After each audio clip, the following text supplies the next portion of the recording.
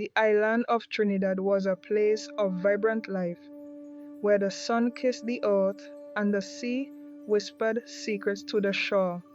But as night fell, the shadows grew longer, and the air thickened with an unspoken dread.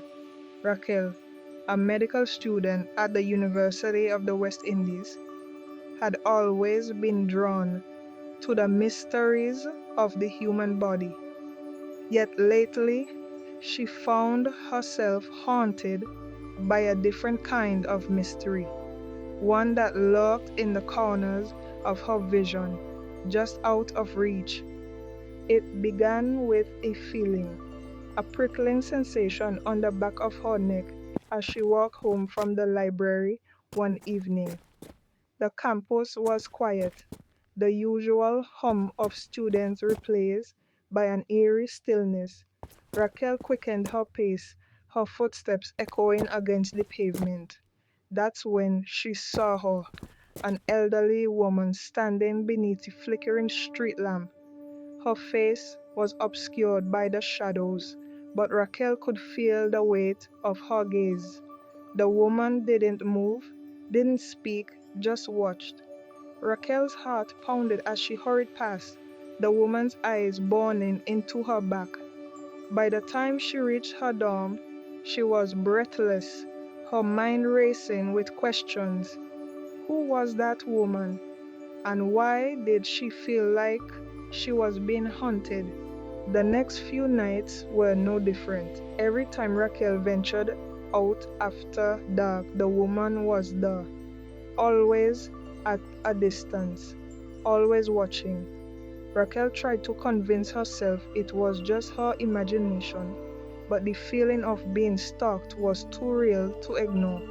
She began to take different routes to vary her schedule, but no matter what she did, the woman always found her. One night, Raquel decided to confront her.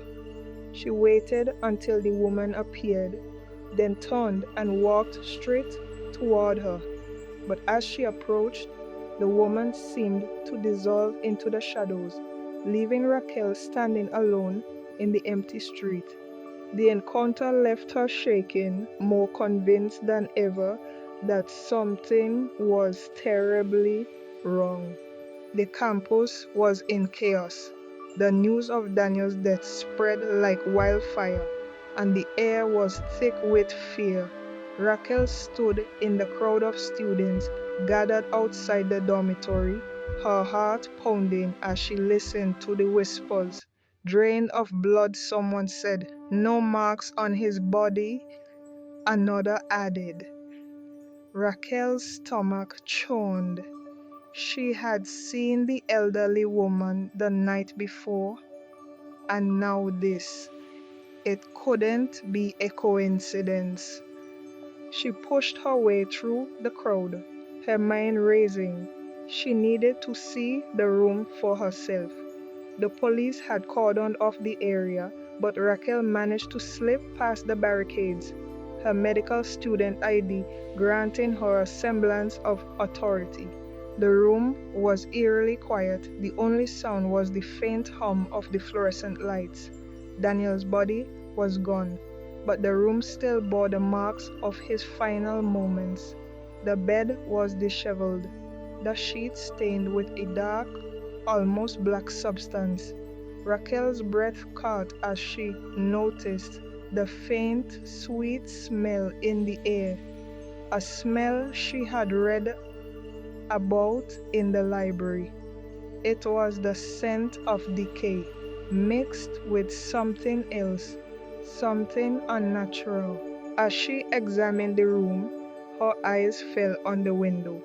The latch was broken, and the glass smeared with a faint, oily residue. Raquel's heart skipped a beat. The Soucouyant, it had to be. She remembered the legend, how the creature could slip through the smallest cracks, how it left no trace but the scent of its presence. That night, Raquel couldn't sleep. The image of the elderly woman lingered in her mind, her presence now intertwined with the horror of Daniel's death.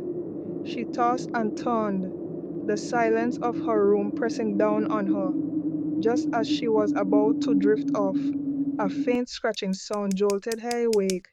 Her breath caught in her throat as she stared at the window. There, silhouetted against the moonlight, was the woman. Her gnarled fingers tapped against the glass, her eyes gleaming with an unnatural light. Raquel froze, her mind screaming at her to move, to scream, to do anything. But she was paralyzed, caught in the woman's hypnotic gaze. The tapping stopped, and the woman smiled, a cruel, knowing smile, before vanishing into the night. The library was a sanctuary of silence, but Raquel's mind was anything but quiet. She sat at a secluded table, surrounded by stacks of ancient texts and folklore books. The scent of aged paper and dust filled the air, but all she could focus on was the chilling description of the Soucouyant. Miss Evelyn, the librarian, had given her a worn, leather-bound book titled Legends of the Caribbean. Its pages were filled with handwritten notes and illustrations, each more unsettling than the last. Raquel's fingers trembled as she turned the pages, her eyes scanning the text. The Soucouyant was a shape-shifting spirit, a woman cursed to live as a blood-drinking demon. By day, she appeared as an elderly woman, harmless and unassuming, but by night, she shed her skin, transforming into a fiery ball of light that could slip through the smallest cracks and crevices. Raquel's blood ran cold as she read about the Soucouyant's methods. The creature would choose a victim, mark them, and slowly drain them of their life force. But the most chilling detail was the curse's cyclical nature. The Soucouyant didn't just kill, she chose a successor, a new vessel to carry on her curse.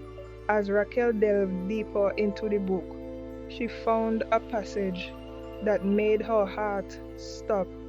It described how the Soucouyant's curse could only be broken by destroying her hidden skin or by confronting her humanity. The skin, the text explained, was often hidden in a place of significance to the Soucouyant, a place tied to her past life. Raquel closed the book, her mind reeling. She knew now that the woman watching her was no ordinary stalker. She was a Soucouyant, and Raquel was her chosen vessel. But she also knew there was a way to fight back. She just had to find the Soucouyant skin and destroy it. That night, Raquel couldn't sleep. The image of the elderly woman lingered in her mind, her presence now intertwined with the horror of Daniel's death. She tossed and turned, the silence of her room pressing down on her. Just as she was about to drift off, a faint scratching sound jolted her awake. Her breath caught in her throat as she stared at the window. There, silhouetted against the moonlight, was the woman.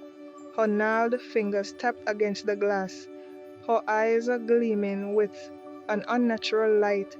Raquel froze, her mind screaming at her to move, to scream, to do anything.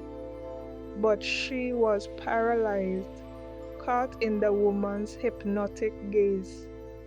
The tapping stopped, and the woman smiled, a cruel, knowing smile, before vanishing into the night. The second death came 2 nights later, and it was even more gruesome than the first. This time it was Professor Harrow, a respected lecturer in the anthropology department. His body was discovered in his office, slumped over his desk, his face frozen in a mask of terror. The scene was a nightmare. His skin was pale and waxy, his veins visible like dark spider webs beneath the surface. But the most horrifying detail was the complete absence of blood. His office was pristine. No signs of a struggle, no forced entry. It was as if death had simply walked in and claimed him. Raquel heard the news as she walked to class, the whispers of students echoing in the hallways. Another one, someone muttered, drained of blood just like Daniel. Raquel's stomach churned. She knew the Soucouyant was behind this, but she couldn't prove it. Not yet. That afternoon, Raquel decided to visit Professor Harrow's office. The police had cordoned off the area, but she managed to slip past the barricades, her medical student ID granting her a semblance of authority. The office was eerily quiet. The only sound was the faint hum of the fluorescent lights. The air smelled faintly sweet, a scent that made Raquel's skin crawl. She remembered reading about it in the library. The Soucouyant left behind a distinct odor, a mix of decay and something unnatural. Raquel's eyes scanned the room, searching for any clues. The desk was cluttered with papers, but one item caught her attention, a small leather-bound journal. She flipped it open, her heart racing as she read the entries. Professor Harrow had been researching the Soucouyant just like her. His notes were meticulous, detailing sightings, folklore, and even a list of suspected victims. The last entry sent a chill down her spine. She's watching me. I can feel her presence even in the daylight. I don't have much time. Raquel's hands trembled as she closed the journal. The Soucouyant was targeting those who knew too much. She was next. That night, Raquel confided in her best friend Malik. They met in the campus courtyard, the moonlight casting long shadows across the ground. Malik listened intently as Raquel recounted her findings, his skepticism fading with each word. "This is insane," Malik said, running a hand through his hair. "But I can't ignore the evidence. If this thing is real, we need to stop it before it kills again." Together, they devised a plan. They would investigate the abandoned estate on the outskirts of the island, a place rumored to be the Soucouyant's lair. It was a risky move, but they had no other leads. The next evening, they set out for the estate, their backpacks filled with flashlights, salt, and a few makeshift weapons. The estate was a crumbling relic of a bygone era, its walls covered in ivy and its windows shattered.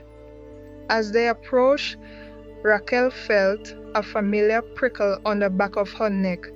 She turned, her flashlight illuminating a figure standing in the doorway. It was the elderly woman, her eyes glowing with malevolent light. "You shouldn't have come here," the woman hissed, her voice like the rustle of dead leaves. Raquel and Malik frozen, their hearts pounding. The woman's form began to shift, her skin peeling away to reveal a swirling ball of fire. The Soucouyant lunged at them, its heat searing the air. Raquel and Malik dove for cover, their flashlights scattering across the floor. "We need to find her skin," Raquel shouted, remembering the legend.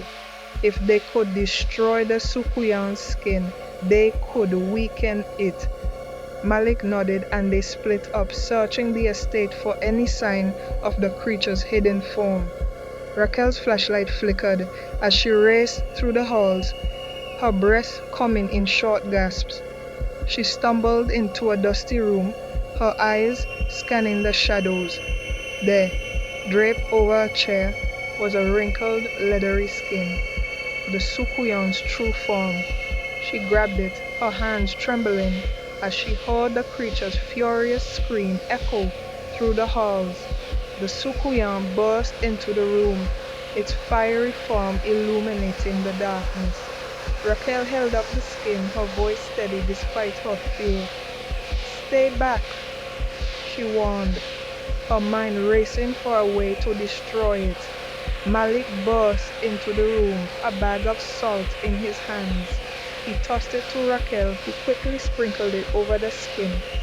The Soucouyant howled in agony as the salt began to dissolve its foam. But it wasn't enough. Thinking quickly, Raquel grabbed a nearby candle and lit the skin on fire.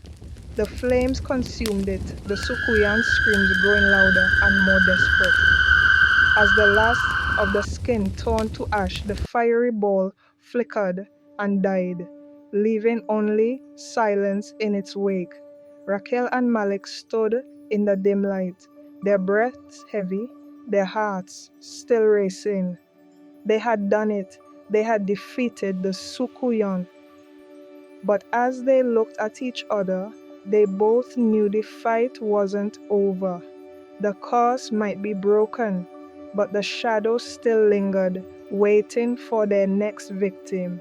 The abandoned estate loomed before them like a specter, its crumbling walls and shattered windows a testament to the darkness that had taken root there. Raquel and Malik stood at the edge of the property, their flashlights cutting through the thick veil of night. The air was heavy with the scent of damp earth and decay, and the faint rustling of leaves in the wind sounded like whispers warning them to turn back. But they couldn't, not now. Raquel tightened her grip on her flashlight, her knuckles white. "This is it," she said, her voice barely above a whisper. "If we're going to find answers, they're in there." Malik nodded, though his face was pale. "Let's just make this quick. I don't like the feel of this place." They stepped through the broken gate, the crunch of gravel beneath their feet, the only sound in the oppressive silence.